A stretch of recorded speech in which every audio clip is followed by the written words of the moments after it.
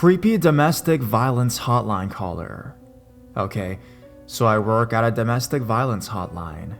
It is a relatively small and local hotline, nothing serious, maybe 3 to 5 calls on a busy 8-hour shift. We usually only answer calls from within our county, but we do get a couple calls here and there from other states as well. So the person I'm going to tell you about is a repeated caller. He goes by Jim, John, Joseph, George, Gregory, and Jonathan.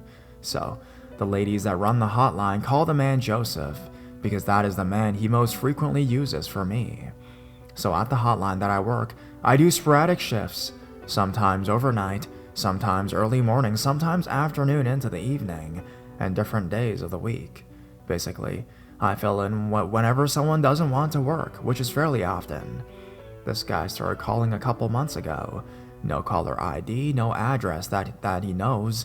He states that he lives on a country road in Denver, not even the state where my DV hotline is, with no landmarks anywhere nearby, and he doesn't know his telephone number. We answer the phone the same way every time. Thank you for calling the crisis hotline. My name is... How can I help you?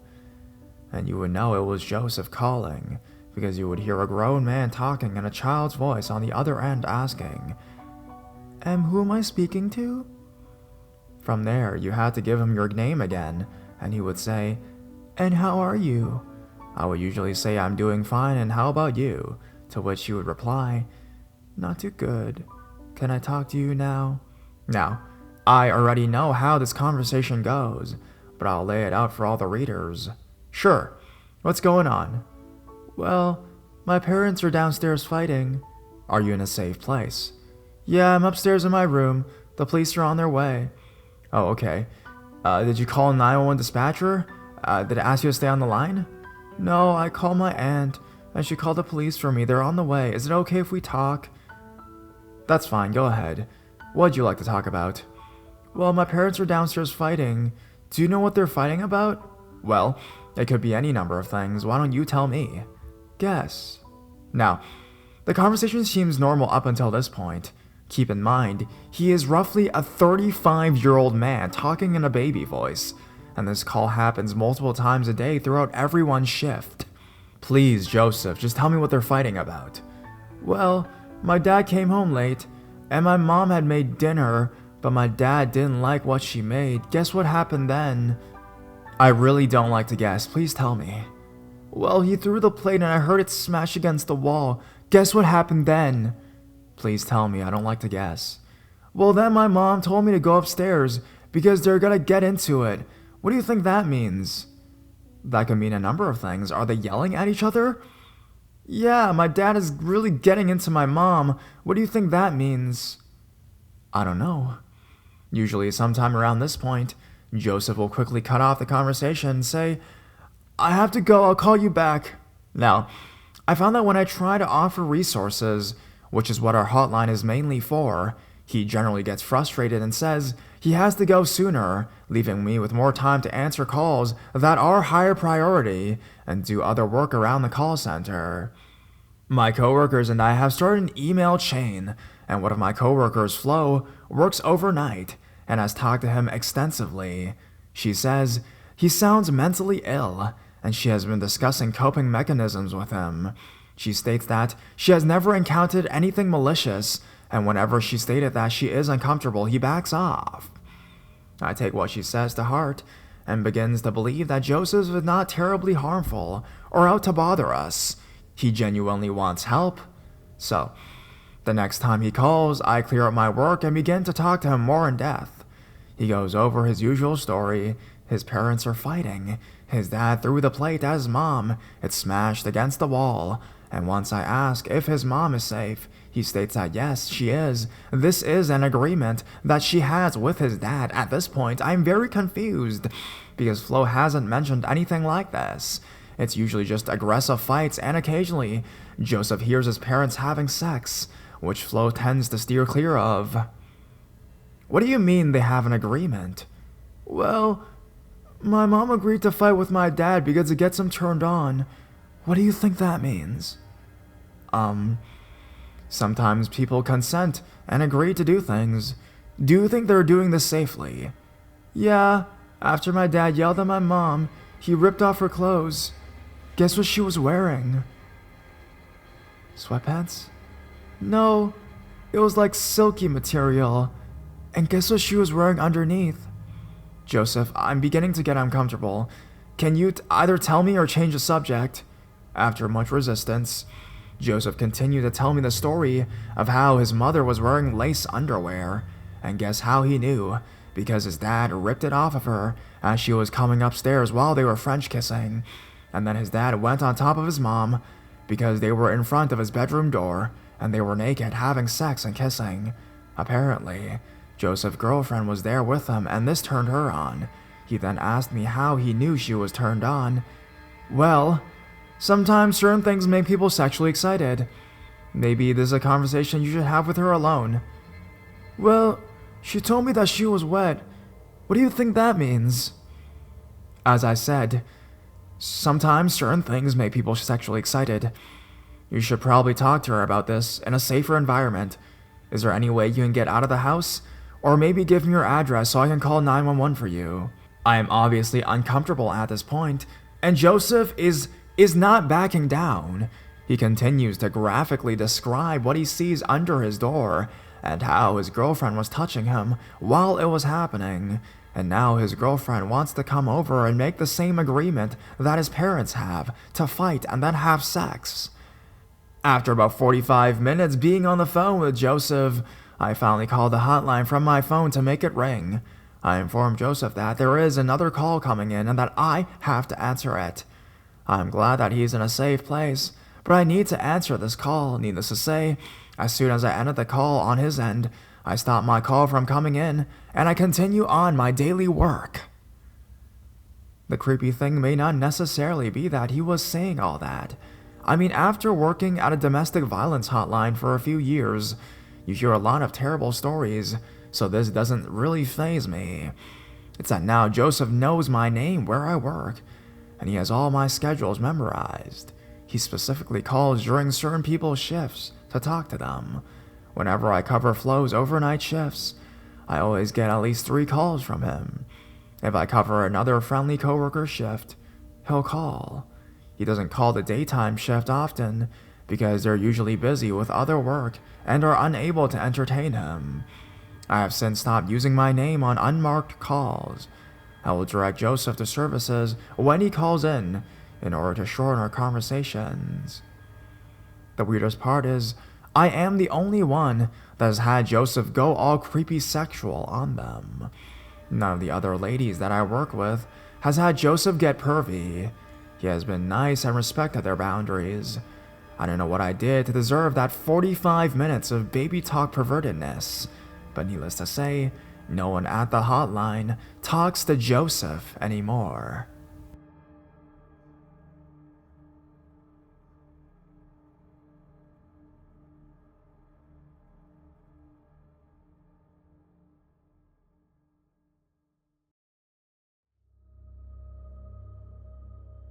The hand on the door.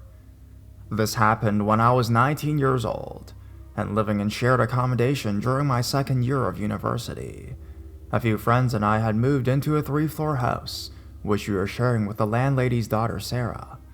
It soon emerged that Sarah was an OCD-riddled bumalik with a lot of issues, who was not very happy having to share her house with a bunch of admittedly not very tidy or responsible young men. Sarah lived in a converted loft space, and the rest of us were dotted on the 1st and 2nd floor. We all had locks on our doors, but we suspected that Sarah had a master key for all of them. I lost my passport during this time, and I'm pretty sure that Sarah stole it after relations between us and her soured. I had an insomnia problem at the time, and would often stay up to very early hours of the morning watching films or pretending to write essays. One night, I decided to pull an all-nighter in the kitchen because I found I was being too unproductive in my room, so I sat at the table on my laptop and tried hammering away at an assignment. It's important to note that the kitchen had a particularly sturdy door and had to be pushed open with force. It wasn't a door which would blow open with the wind or due to a draft. At around 3 a.m., my mind wandered. and I turned away from my work. My heart leapt. There was a hand, gloved in black, placed around the door. I jumped and screamed, "What the fuck?" The hand immediately disappeared and the door slammed shut. My immediate thought was that this was Sarah fucking with me. I jumped up and threw open the door. No one was there. I checked the front door. It was locked. I looked in my room on the first floor and up the stairwell. There was no one there, which I still can't explain to myself, because there was definitely no time for whoever slammed the door to get up the stairs and hide in time. My next assumption was that it must have been a burglar, so I grabbed a knife, up my housemate's room on the first floor and banged on it until I woke him. He was half asleep, then concerned, then amused. He was convinced it was Sarah being a weirdo, but there was no way she could have gone to that loft space in time without me seeing her. To this day, I still have no idea if it was her, a housemate pranking me, a ghost, or a sleep-deprived induced hallucination.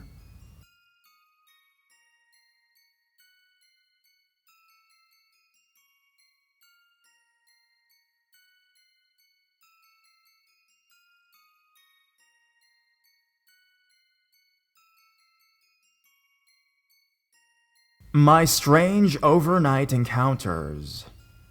Before I start off, I like to point out that I'm not one of those individuals who are afraid of men and think they're all rapists. Anyways, I work overnights by myself at a super convenience store, and there was a guy who would come in once or twice a week.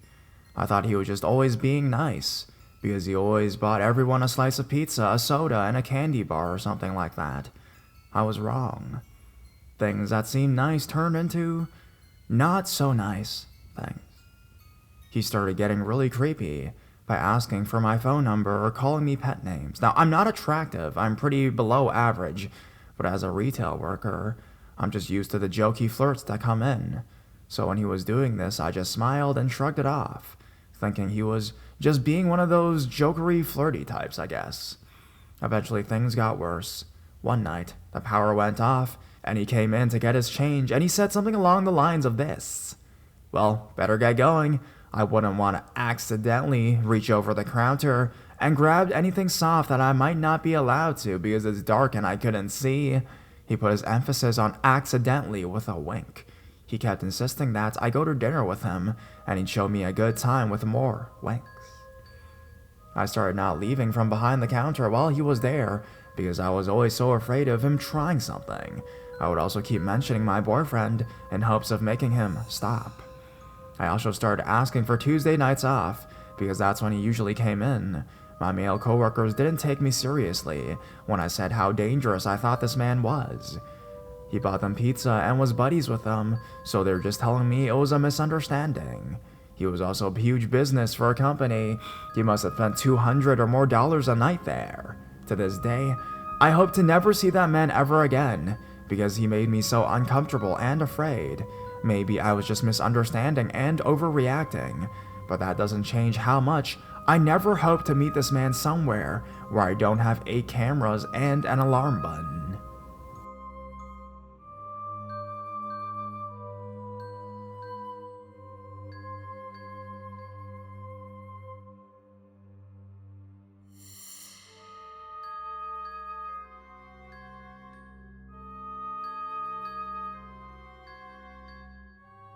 He's right behind me. My husband and I lived in our first apartment for about 5 years. It was in the business portion of the city. We had a park on one side, a business directly in front of us, and another business on the other side. We had a deck off the back that butted up against a huge hill. The deck doors were enormous sliding glass doors that took up the entire wall of the living room. For lack of anywhere better to put it, our couch was up against the non-sliding portion of the doors, and there were vertical blinds that went across the entire thing. I have always had a problem with sleep, and am consequently usually awake until the morning hours. My husband is a police dispatcher and works overnights, so he was at work. It was about 2 a.m., and I've been watching Family Guy while lounging on the couch, but kept thinking I was hearing weird noises outside, so I turned off the TV and decided to sit quietly while browsing around on my computer, thinking I'd be able to identify the sounds and put my mildly paranoid mind at ease.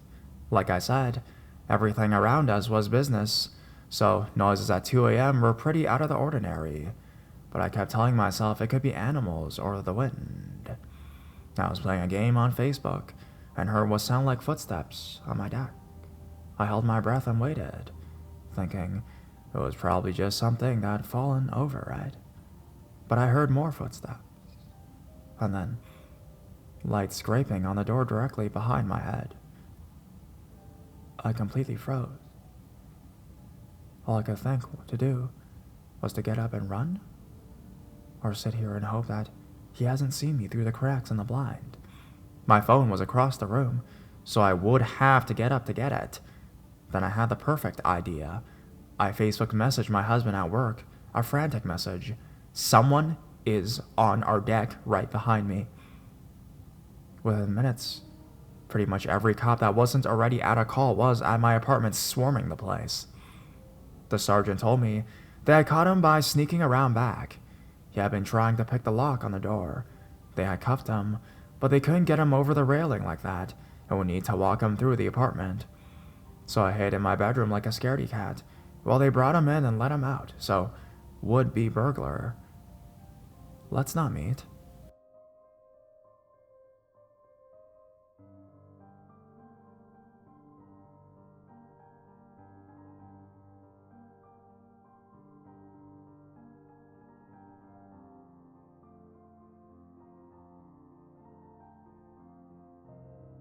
Little girl that likes dead people. I was working 12-hour overnights in a nursing home. I was on the general unit that night, and a resident was close to death. I got a report when I arrived at 6 p.m. from the day nurse, who told me that Mary's circling the drain. She'll go for you tonight. She also told me that Mary suddenly had family showing up now that she's dying. Unfortunately, this is very common. Residents lived with us for years, and we would never see a single family member until they were dying. Our residents were all private-paying folks that could afford $8,000 to $10,000 a month for high-end nursing home care. The rooms looked like Hilton suites. When someone was close to death, family members would crawl out of the woodwork to prove how much they loved Grandma and all of her jewelry. Mary lived with us 4 years, and I honestly didn't even know she had family. Her attorney regularly visited, but he was paid to oversee her care. I went to meet the family. There was a son and a grandson sitting in the room, and a little great-granddaughter that was about 7 to 8 years old, sitting on the floor outside the room in the hallway. The adults sat in Mary's room sleeping or playing on laptops, and let the little girl run all over the unit without any supervision. It was a long night. The little girl was not afraid of the elderly residences at all. I first caught her standing in another residence's room, stroking the face of an elderly woman. I thought it was sweet. She was visiting other residences, but stepped into the room and asked her to leave. I told her to please go back to her great-grandma's room and not to go into other residences' room. She smiled prettily and said, "I like the way her skin feels," as she left the room. Okay, so the kid is a little creepy. She goes back to Mary's room, and I go about my duties. I don't see the kid for a while, and it's super late, so I assume they took her home. About 1 a.m., I come out of the medication room, and I see this kid standing in the hallway all by herself. She's staring into another residence's room, but not going inside. I walk down the hallway to send her back to her great-grandma's room again. This time, I am really annoyed that her family is letting her run around at 1 a.m., at her age, all by herself in a nursing home. As I walk up to her, before I can say anything, she smiles at me and asks, "Do you like to touch them?" Completely forgetting what I wanted to say, I just stare at her and say, "What?" She looks into the residence's room she was standing outside of and says, "The old people, do you like touching them? When they're dead, I mean." I don't even know what to say to this. It's dark and this kid is creepy. She's way too articulate for how old she looks. When I don't reply, she asks, "Does her skin feel any different when they're dead?" Not knowing what to say to smiling kid who asked if I like touching dead people, I just tell her to go back to her great-grandma's room. She glares at me and looks angrier than I thought a kid could look, but she walks back to her great-grandma's room. Mary died about 4 a.m. I did not see the little kid again, but I was afraid that I would see her in there rubbing Mary's skin. The son and grandson left before the funeral home arrived to take the body, but I didn't see the little girl leave with them. I assumed that they took her home after we had our enlightening chat about how dead people feel. It gave me the creeps that I never saw her leave. I kept looking over my shoulder the rest of the night for that damn kid. The next morning, I told a day shift nurse about how creepy the little kid was. She told me, "I'm glad she wasn't on my shift. I just had the son and grandson." She said she swore that the little girl was not there on her shift. I guess she must have arrived after my shift started. It was as I drove home that I realized I had not seen anyone interact with a kid all night except for me. I never saw anyone talk to her, and I never actually walked her into Mary's room.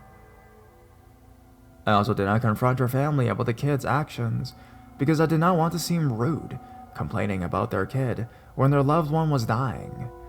The family had never mentioned the kid at any time I was in the room, doing cares on Mary. Even the resident she was touching at the start of my shift never woke up as she stroked her cheek. Needless to say, I didn't sleep well that night. Every night at work from then on, I always kept my eye out for creepy little girls. Kids in hospital, medical facilities still creep me out to this day.